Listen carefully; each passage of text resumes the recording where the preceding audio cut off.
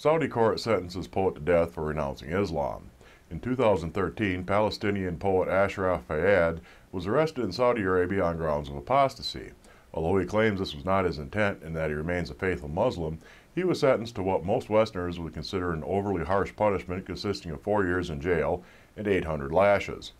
If this sounds familiar to you, it's because you're thinking of Raif Badawi, who was sentenced in 2014 to a harsher sentence of 10 years in jail and 1,000 lashes. After much international attention and 50 of his lashes being dispensed, that aspect of his sentence was put on hold. Suffice it to say that in countries which fall under Sharia law, apostasy is not appreciated. In fact, it has historically led to a death sentence. Modernizing Islamic nations have moved at least slightly in the direction of more secular court proceedings, but the tug-of-war has gone both ways and continues to do so. As a case in point, religious authorities have decided that Ashraf Fayyad's sentence was too light and a retrial was called for. Ashraf has said that given his treatment during this process, he anticipated a death sentence, and that is indeed what he eventually received. International pressure has continued in the earlier case of Raif Badawi, but he remains in jail and the lashings are scheduled to continue. Whether international pressure will be any more effective in Ashraf Fayyad's case remains to be seen. In his case, time may be running out. The Kingdom of Saudi Arabia has executed more than 150 people in 2015.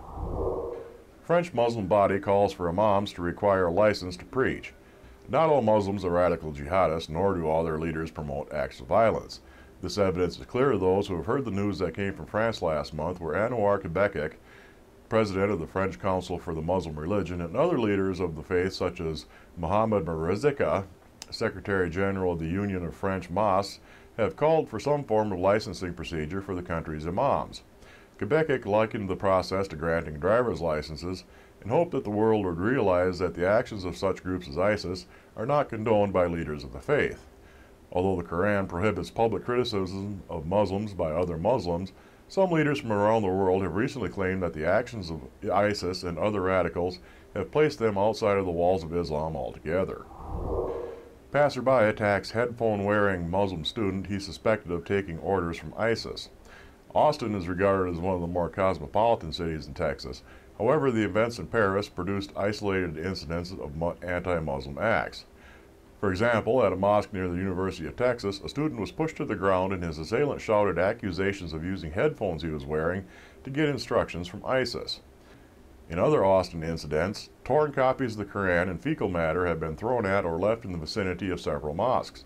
Police state that in response to these actions, patrols around the city's mosques have been increased. Muslims living peacefully around the world are understandably fearful of some form of backlash, and the events in San Bernardino no doubt have amplified that fear.